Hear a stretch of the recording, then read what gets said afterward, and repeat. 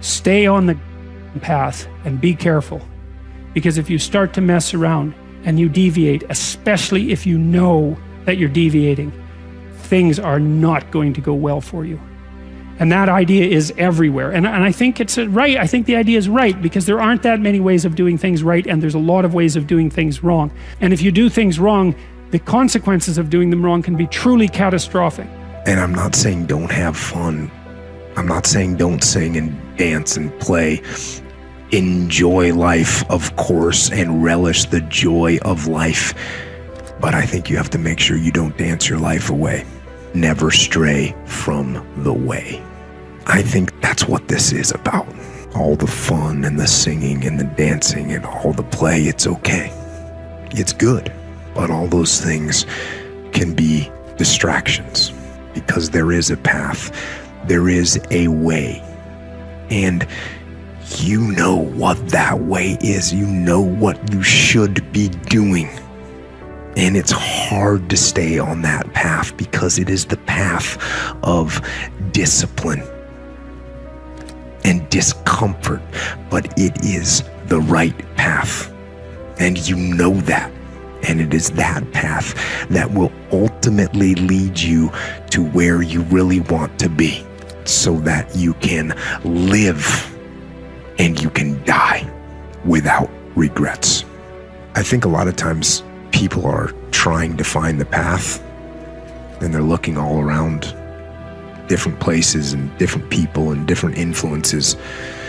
But man, I think so often that path, you know what the path is, and people know what they're supposed to be doing, but they just don't get on the path and stay on the path.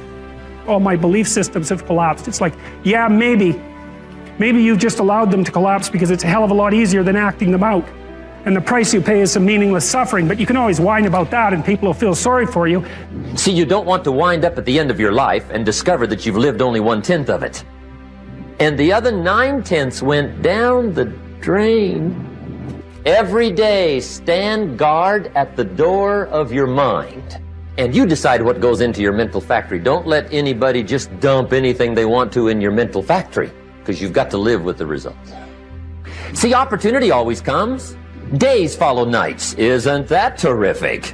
Opportunity follows difficulty. But here's what you must learn to do. Underline these two words in that key phrase. Take advantage.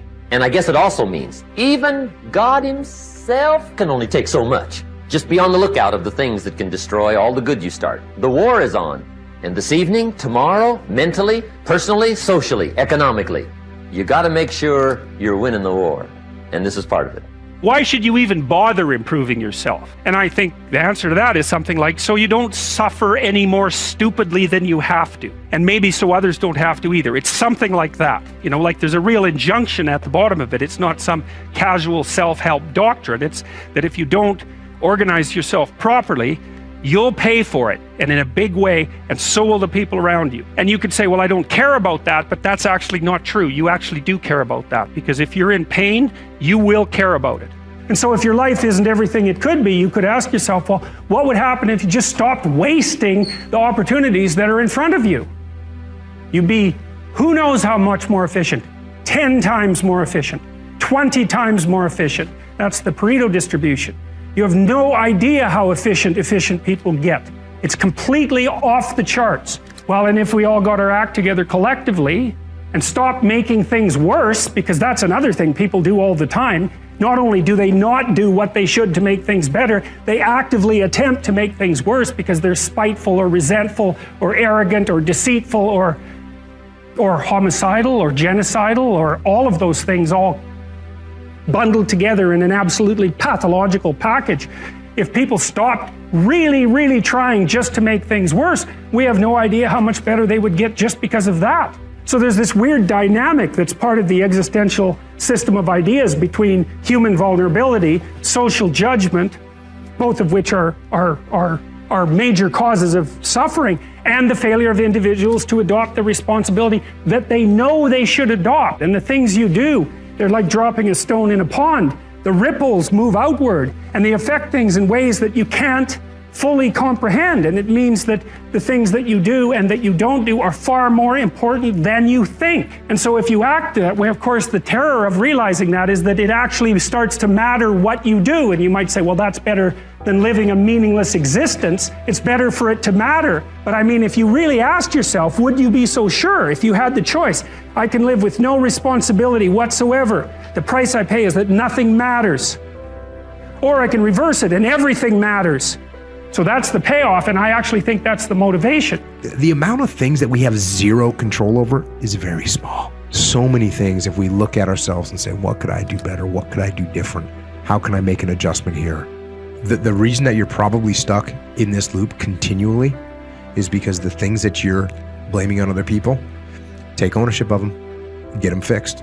Take ownership of them and get them fixed. Take ownership of them, make some moves. Take ownership of them, look what you can do different. That's what you have to do. Pathway forward is to adopt a mode of being that has some nobility so that you can tolerate yourself and perhaps even have some respect for yourself as someone who's capable of standing up in the face of that terrible vulnerability and suffering, and that the pathway forward, as far as the existentialists are concerned, is by, well, certainly by the avoidance of deceit, particularly in language, but also by the adoption of responsibility for the conditions of existence and some attempt on your part to actually rectify them.